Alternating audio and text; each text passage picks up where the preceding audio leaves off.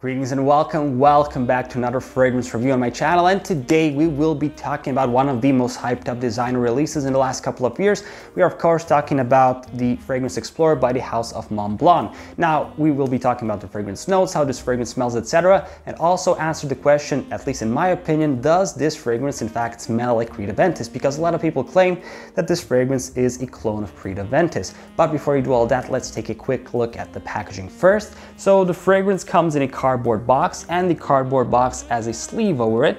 On the sleeve we get the logo of the house of Montblanc, the name of the Fragrance Explorer, as well as the concentration. So this is an eau de parfum concentration, or EDP, and my bottle is the 100 ml bottle, or 3.3 fluid ounces. And we also get a picture of this man wearing a leather jacket. Once we lift the sleeve up the box, we have this black cardboard box with this lovely texturing on it. In silver at the front it says Explorer, down we have Montblanc, and again the concentration and size of the bottle. Sides don't really have anything, and the back is the same as the front. The bottom of the box has the ingredients of the fragrance, and the top of the box doesn't really have anything. So once we open the box, we have the beautiful Explorer bottle. I actually like the design of this bottle. It's a glass bottle with this material going around it. It is supposed to imitate leather, but it's actually a more of a rubbery, plasticky material. We have the Montblanc logo on it, and at the bottom of the bottle, again, we have the Montblanc logo, as well as the size, concentration, the name of the fragrance. At the top of the bottle, again, we have the words Montblanc Explorer, as well as the logo on the cap. Now the cap is click-on, and it actually clicks very well into the bottle, so you can actually hold the fragrance bottle by the cap. Once we lift the cap open, there is a gunmetal colored sprayer with, again, the Montblanc logo on it, and the sprayer is, I would say, solid quality. It gives you enough juice considering the price of the fragrance. So that's pretty much it regarding the packaging. I like the packaging a lot, in my opinion. I think this fragrance looks lovely when you put it on a shelf somewhere. Now, let's talk about the notes of the fragrance that are officially listed. Now, the top notes listed are the notes of bergamot, pink pepper, and sage.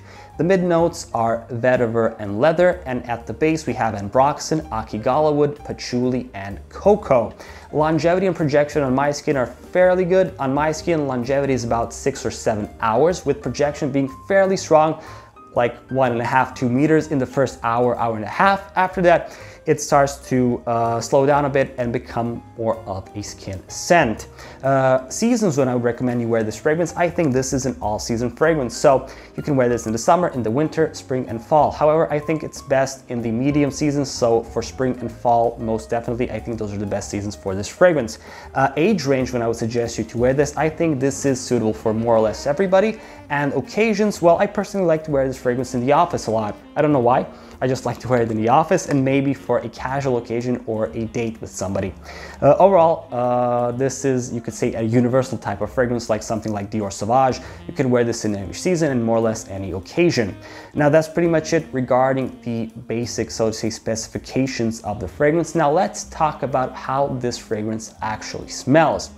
Okay, so the opening of this fragrance, it has a very strong bergamot opening. So bergamot is definitely front and center for this fragrance, with some herbal and spice notes coming from the pink pepper and sage. However, they are more in the background, giving support to the strong bergamot note. And as the fragrance develops and goes more into the mid notes, you can maybe pick up a slight leathery note, a slight leathery smell, but I wouldn't say it's too dominant. I think bergamot is still most present here. However, the real magic, so to speak, with this fragrance comes in the dry down, when the ambroxan and akigala would come into the stage. So ambroxan gives it a slight of a warm, somewhat sweet smell, while the akigala wood gives it a slightly woody smell, which might seem that it's a bit of a smoky smell, so kind of a woody, smoky, sweet fragrance. Maybe you can get where I'm going with this, considering I already mentioned that some people claim this smells like Creed Aventus. But mostly, yes, it's a fresh opening with a slightly smoky and sweet, warm dry down.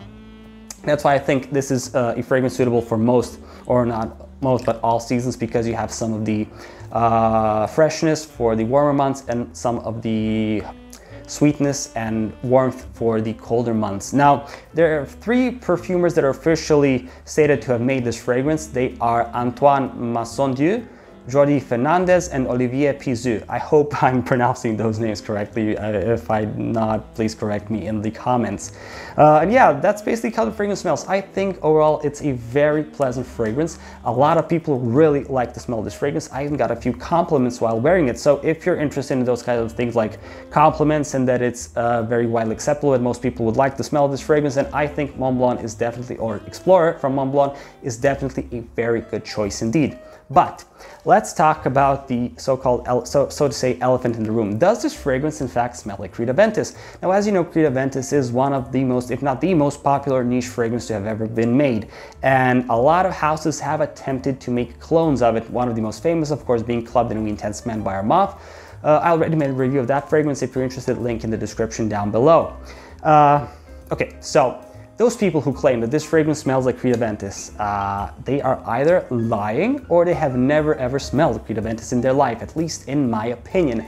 I really, because I have Creed Aventus, so when I spray it on one hand and this fragrance on another hand, I really can't pick up literally any similarities between them.